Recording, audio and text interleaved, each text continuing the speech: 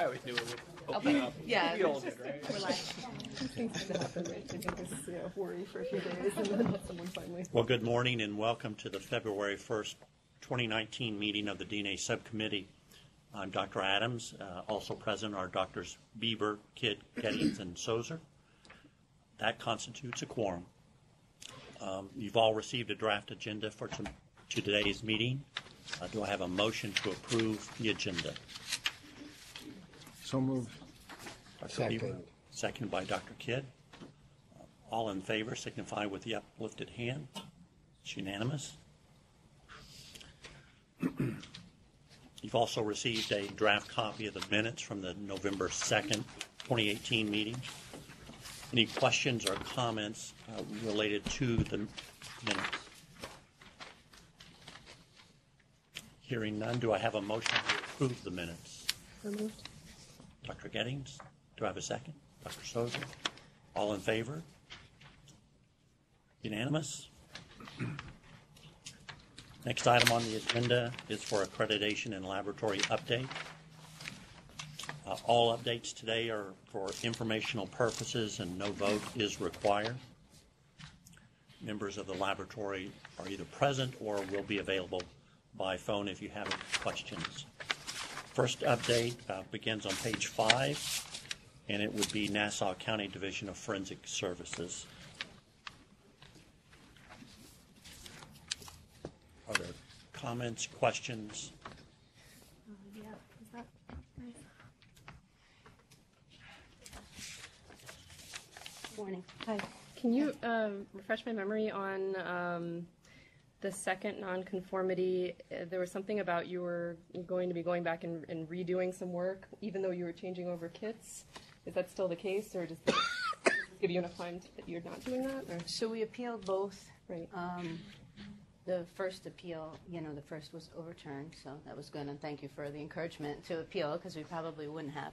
The second was not overturned, so we have to do an addendum with what we're using now, because that's what's relevant. It's unfortunate, we'll be moving to probabilistic soon and moving to Y-Filer Plus, but because this is the kit, and this is the platform, and this is what we were using, we have to do this addendum. So basically the additional validation is for those instances.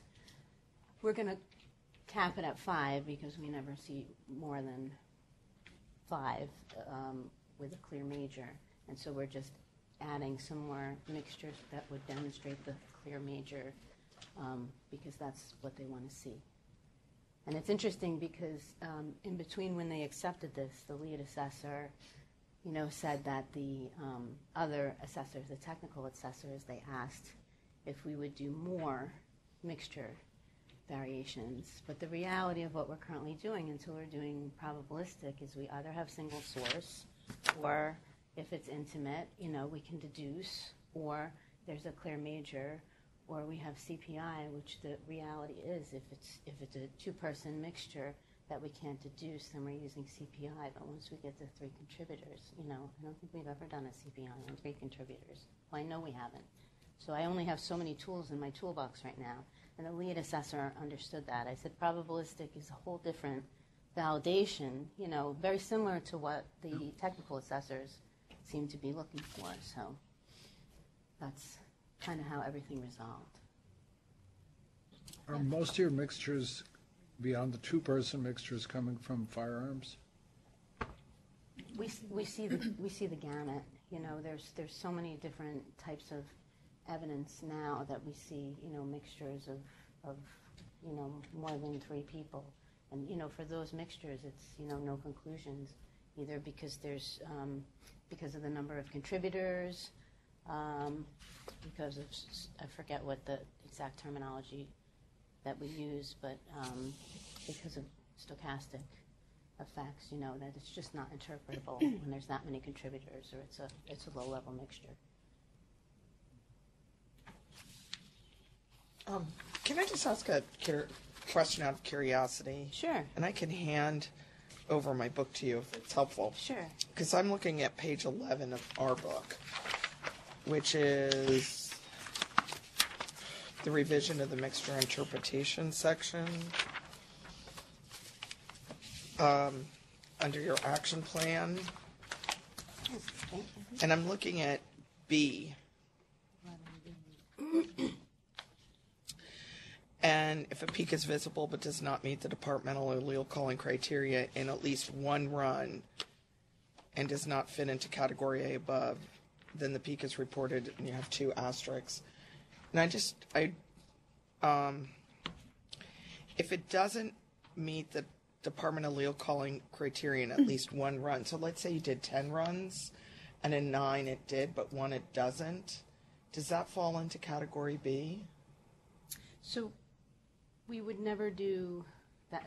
You'd never do that? We would never do that. If Okay. it's single source, we have a whole bunch of rules for duplicate analysis, and it's different based on every scenario. But for single source profiles, if it's consistent with an exemplar, or if we have multiple of the same profile in a case, it wouldn't have to be duplicated or reamplified.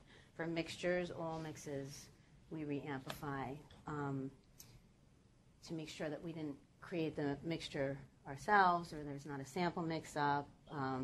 So usually there's only a duplicate analysis at most.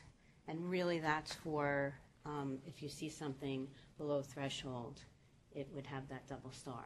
If it's called at any point, the allele is reported. Oh, I thought if it didn't meet it if it did not meet the allele calling criteria in at least one run, then it wouldn't be called, or you would just have the asterisk. No, I'm misinterpreting this? Yeah. Okay. If in one of the runs the allele was called, the allele is reported. Okay. And it's good that you appealed that. Yeah. Thank you. We were Other thrilled. questions for, Just one other clarification. It's on page 21 of our documents under section about null alleles. So at the top of that page, you have a sentence that starts with the national standardization of primer sets and STR loci for CODIS. The primer sets have not been standardized. Are you where I am? I'm sorry, page 20. Our Okay. page 20. I'm so sorry. Yeah. Yep, it starts on 19, right? I Yes. just want to put it And here, it's the so if there's beginning of anything I page need to 20. know. With the Okay. national standardization of primer sets and STR loci for CODIS. Thank you. First paragraph? Of our Top page of the 20. page. Okay, thank you.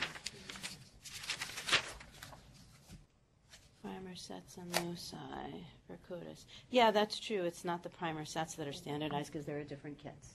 Agreed. Yes. Thank you.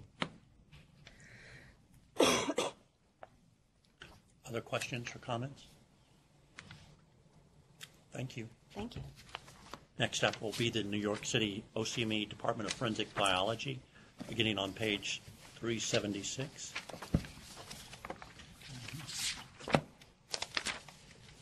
Are there questions or comments?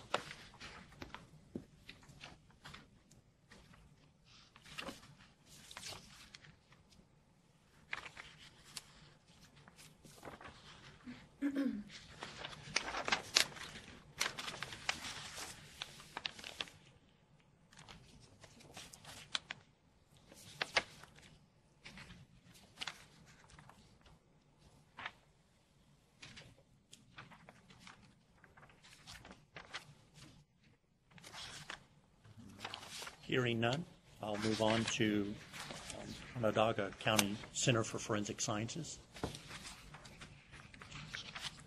beginning on page 560.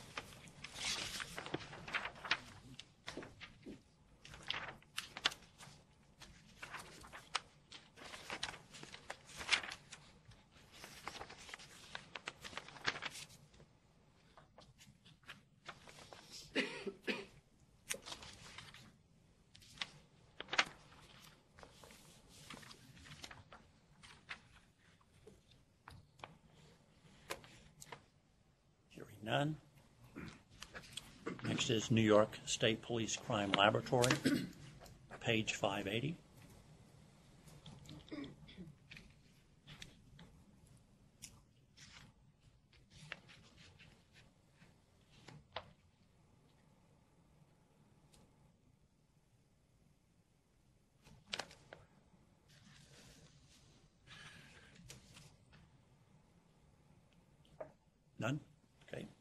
Moving on to the 2018 Annual Laboratory Summary 581.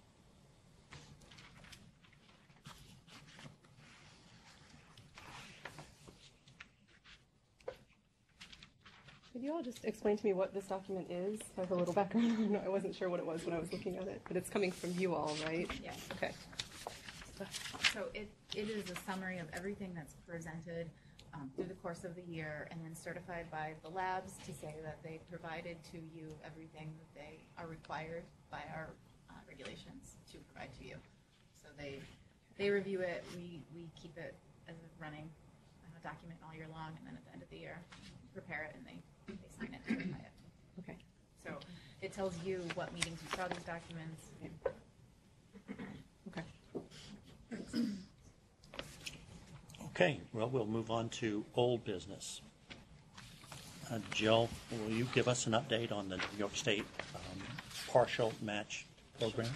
So for partial match, we did receive one new request and have released that from our last meeting. So that makes a total of 93 names that were requested and 49 names that have been released. 46 of the investigations are closed, and 3 are still considered active or ongoing investigations because we have not received notification otherwise. Questions for Jill about partial match?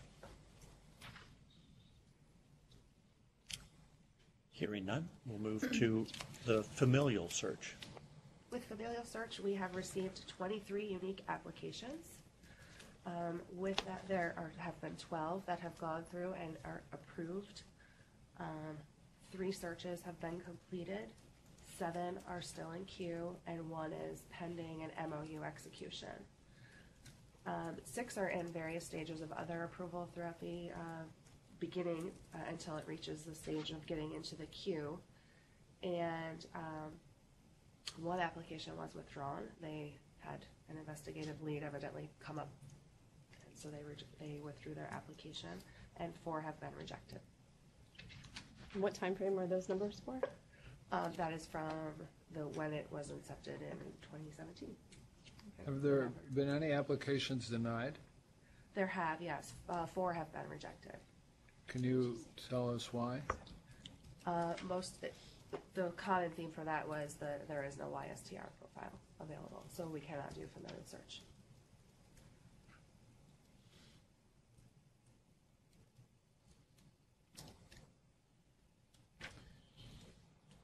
Conceptually, that's not quite correct, because you could have a high LR from a female relative.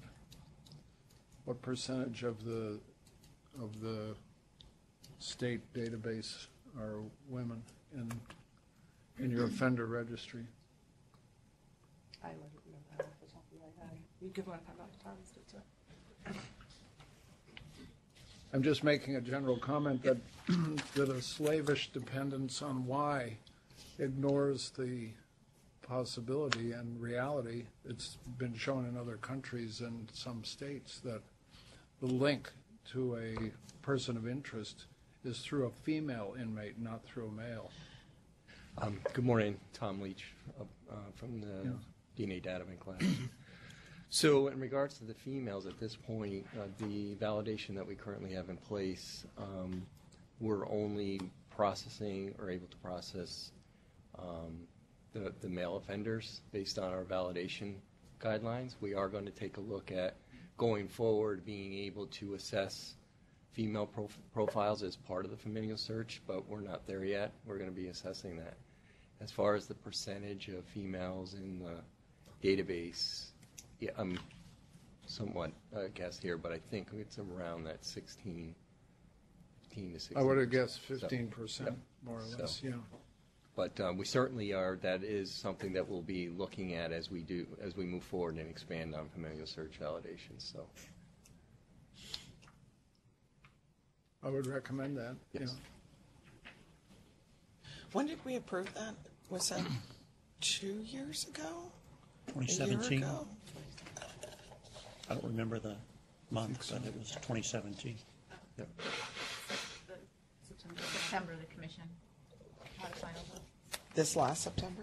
2017. It's a while ago. Yeah. The lab, we fully implemented back in March of 2018 is when we fully implemented and started our first search. And since then, we've been mainly focused on that. But we do have a new technical coordinator that we've hired in 2018. We're mainly focused on the current process and trying to move that along and make sure that we're able to at least move the searches that we've done.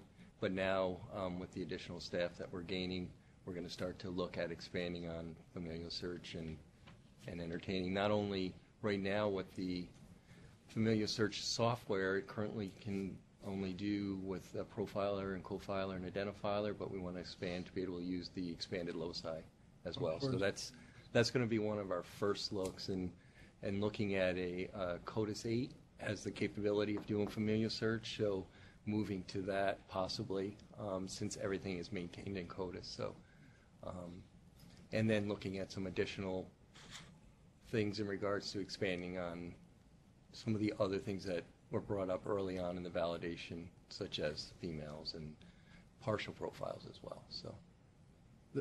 The number 3 that you mentioned, those were 3 searches. That we have released, we have had completed by the state police and then conducted the trainings as required. And you've turned over 1 name in each of those 3? No, there have been multiple names in one of those instances. Mm-hmm.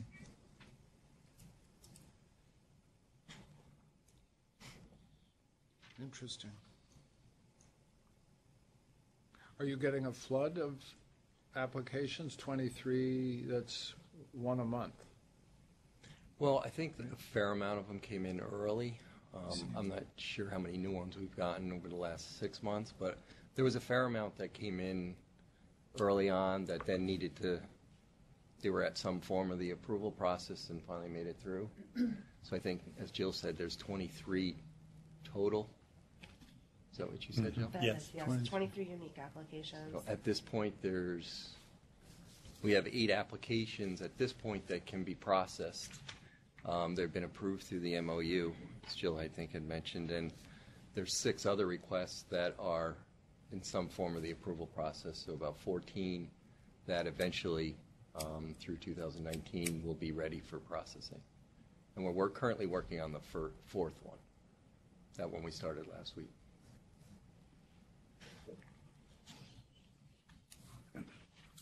Any other questions or comments? Then we'll move on to rapid DNA. Jill?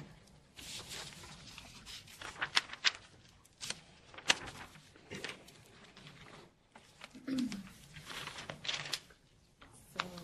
we have provided a memo to you.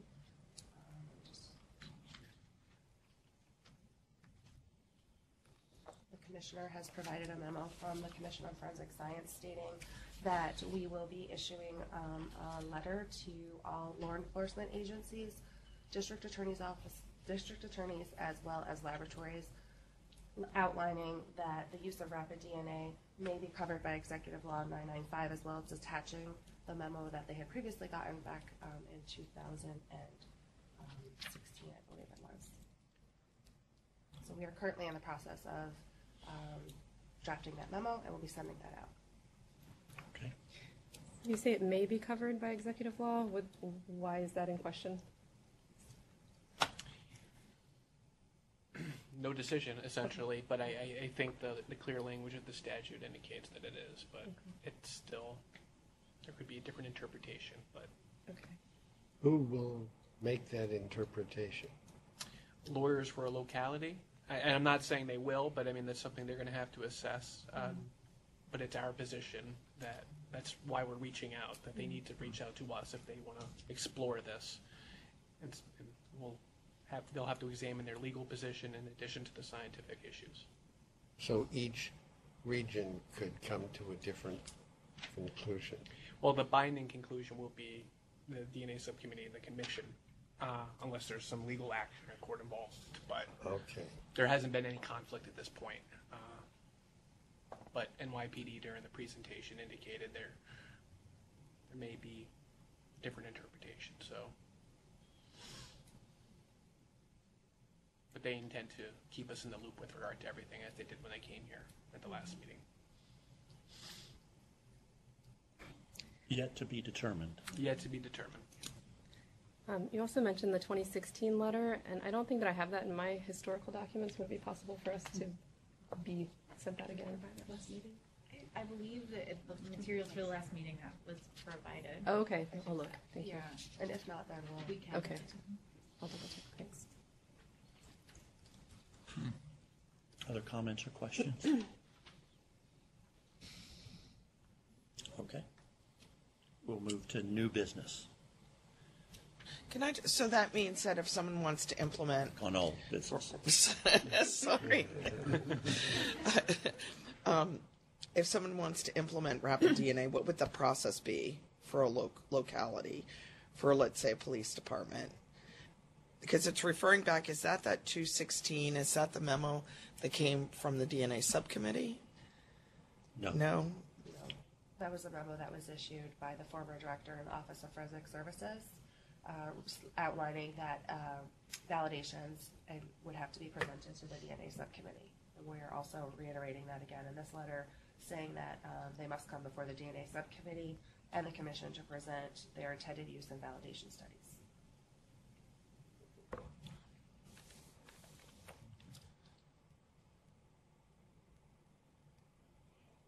Is there in the pipeline anyone likely to be coming soon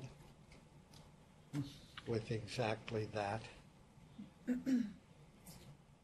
I directed to the last meeting with NYPD with what they presented here. They're certainly Right. exploring it right now. I think both legally and getting to the next step to be able to present that information to you. But at this point, That's, at the last meeting when they presented, they weren't at that point yet.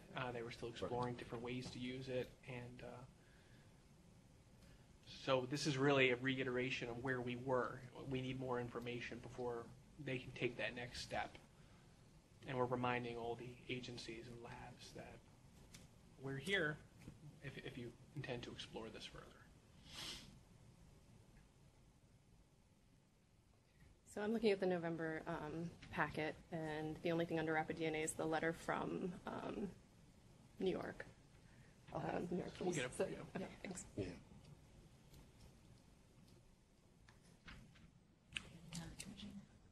Okay, we will now move to new business. Page 605 of your binder, there's a press release from ANAB.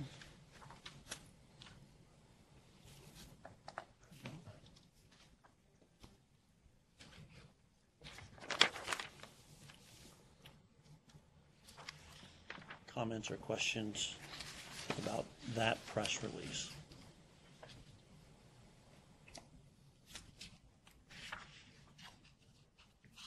Yes, I'm curious if any of the labs have comments or concerns about that acquisition. I don't know enough to know what the issues might be. If any of you have interactions with ANAB that would cause you concern about this. Pam Sale was available at the commission meeting in December, and the commission did call her during that meeting, and she spoke to them to alleviate any concerns that they may have had. But it sounded as if it was just a business changing of title. They don't expect it to affect their staffing. No. Okay.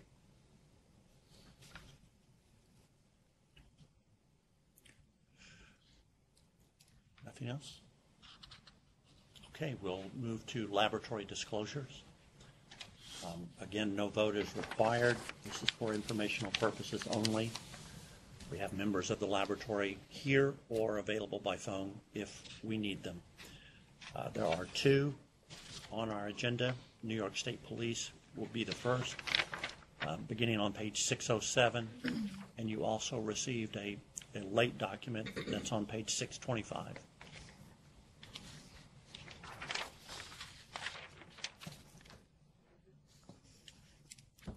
I'd like to hear a little more, Dwight, about page 607, about what the bug was and how it was discovered and what happened.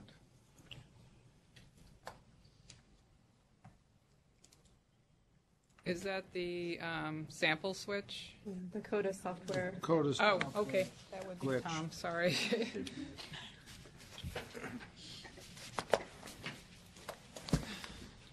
So, the CODIS software bug, first let me just start off by saying that this is strictly a display issue, that the integrity of the data within CODIS, the specimen records, all of that's correct. It's when the CODIS software goes to display the match information. So what took place is we had a local lab that was looking at a match and determined that the match stringency didn't coincide with what would be expected for that match. And upon further look at it, we determined that the offender profile that was involved in that match, as it was displayed down at the local lab, was a different profile than what should have been for that offender. Now, when the match takes place at state after a state search, that match is also maintained at state, and then it's sent down to the local lab. So both the state lab and the local lab see that match. And this, for the higher level lab, which would be the state lab, when we look at the match, everything is fine. There's no issue. The proper allele calls are there. Everything makes sense.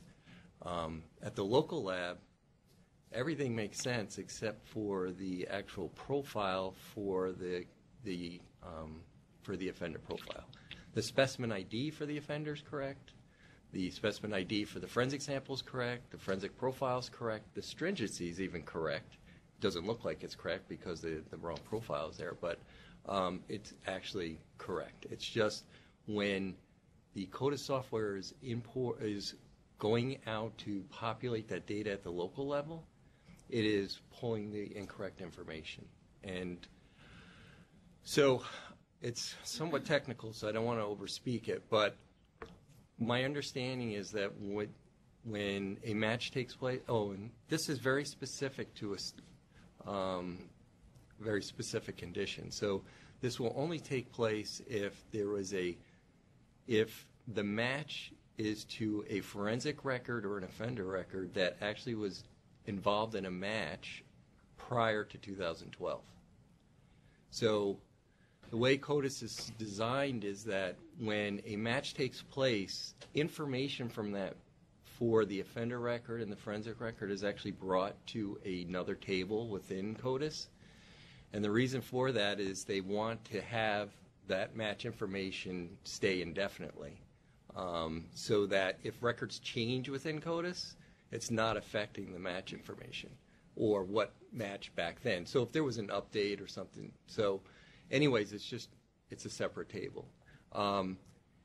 When recently CODIS had an upgrade, and it required resynchronization of the tables in the background. And when that took place, for any matches for a sample that was involved in a match prior to 2012, CODIS was designed to go to this other table to say, oh, it had already matched, let's just go grab that information. But when they did the resynchronization, for lack of a better word, the primary key associated with that, not the specimen ID, it just was pulling the wrong information. So the FBI, we notified the FBI right away. I mean, obviously the local lab notified us right away. The state lab then contacted the FBI, and both the local lab and the state lab have been working with the FBI and giving them the information. At the time of the letter, there was one instance we have identified two. What we did find out subsequently is that this is not unique to New York State. It's a global issue, and the FBI actually provided a notification out to all the local labs identifying with this issue, and the instruction is that, which the local labs are doing already, but just be diligent in looking at the matches and making sure stringencies make sense for what you're seeing for the matches. So certainly that's been in the instruction. In the meantime, the FBI is working on a utility to identify with these and then correct that. So we reached out to the FBI last week, and they said they're working on that, and they think that they're going to have a solution. They've actually developed the solution. They're now testing the utility, and they feel that they should have that possibly in the next 4 to 6 weeks. But obviously, they'll be sending out a notification to all the Endus laboratories in the United States. So we're just waiting on that. But in the notification that they sent out, they provided what the current workaround is for now for the state lab to work with the local lab. And I'm saying state lab with the local lab. This is actually even a little bit more global issue. It's if it happened to be an Endus lab and a state lab, the higher lab would have the right match, and then the state lab may not have may have that incorrect information. But again, it's just a display issue. And just through looking and evaluating those matches, that's how we're kind of identifying with those now. And then the instructions immediately notify the FBI and the state laboratory. What's the worst thing that could happen if this wasn't noticed? Well, I mean, one scenario is, the concern I would have would be with a mixture profile that is somewhat complicated, and the stringencies are, or moderate, whatever it may be, that something's missed, that, a match was missed or it was considered a no match for some reason. But, based on the protocols and procedures that are in place, I think that, the CODIS laboratories are certainly doing their due diligence to look at those profiles. But it is something that was under the radar. The local labs didn't know that this was taking place. Now, this was actually an issue that the FBI had identified early on, and the bug itself is not really associated with the new CODIS upgrade. It was related to an upgrade prior. And at the time when they corrected the upgrade, or corrected the software bug, they did it for that time period going forward. So everything after 2012, we don't have this issue. What they didn't consider is going back retroly for all the hits prior to that. And so now we're seeing this come out as a result of this other upgrade. So, but certainly they've been keeping us up to date on their progress, and we're working with them, and they've provided all the the appropriate notifications to the lab. So would it be appropriate or helpful to the subcommittee for us to receive the updates that the FBI sends out to the state? So we reached out to the FBI for the bulletins. So the bulletins that they release for the Endus CODIS laboratories, they're all non-disclosure and confidential. And we reached out to see if we could provide it with this packet, and they had said that they couldn't. So what I tried to do is kind of give you or relay to you what was relayed in that communication. So basically kind of laid out what the issue was, and then indicated that they're working towards a solution, and for the local labs to be notifying the FBI. You can certainly go back and ask if this could be done, at your request. Who's the point of contact is Doug? Doug Harris. Doug Harris. Yeah. Yeah. Mm-hmm. Yeah. And I think Doug Harris. Yeah. I don't want to misspeak. I know Doug Harris had to reach out to the legal as well as the developers too, and I think that's the response that we got back. So, Director Dooley had asked us to do that ahead of time, which we tried to do, but they said based on the confidentiality, they couldn't do that. But to your knowledge, no name was released that shouldn't have been? No, we haven't. Or to my knowledge, as of right now, no. So when you mentioned the worst case scenario of a missed match, is there any thought to go back and look at mixture searches that might be affected in that way? Well, the utility so what the FBI is doing is, from what I understand, is they're creating a utility that will identify any matches that would have been affected by that. So in essence, it will do what you're saying, is that it's going to say all of these were, I'm assuming, prior to 2012. They had a hit after 2012. You should look at these and make sure there was, not only correct that, but then the labs would know what issues came up. So, and that's my opinion. I'm not sure. Again, they're developing the script, but they did indicate to us that it will be a utility to identify with those and let us know which ones were affected. So how often are you getting communiques about this from Doug? The editorial the labs themselves. Well, they provided a bulletin on that. They've also, we had a New York State or an Endus CODIS conference in Norman, Oklahoma, in which all the CODIS administrators were there, and they provided an update there as well. And we certainly have reached out to them on updates for that over the last month. It's, we're not getting a update every week, but we're just following up to see, where they are with the development of the utility that they're working on. Would there be a mechanism, Mr. Chairman, for us to reach out to Doug directly and strongly maybe a letter request from the subcommittee to Doug Hares would be appropriate, and we could deal with it in executive session if it was confidential. And that's a good solution that we could offer, is that it would be dealt with under executive session if they would agree to the release of these updates. Yes. So how long was this going on before you noticed it? Someone noticed it. I mean, it's great that they noticed it. Well, it would have only, from what I understand, it would have only started with the recent CODIS 8 upgrades. So we just did those in 2018. So State Lab, I think we did it in July, and then the local lab started subsequently after that. And then it was identified either October-ish, November is the first one was identified with.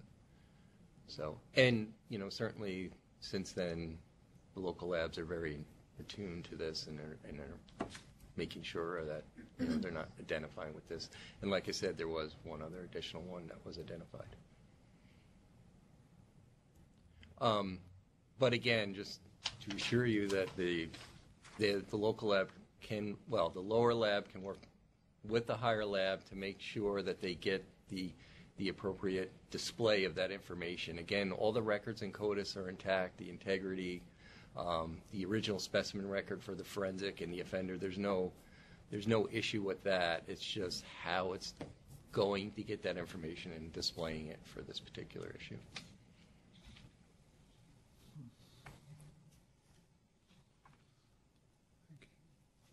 Other questions? Okay, thank you. Thank you. Next disclosure would be Suffolk County Crime Laboratory, beginning on page 610. You'll need to make a call if you have any questions.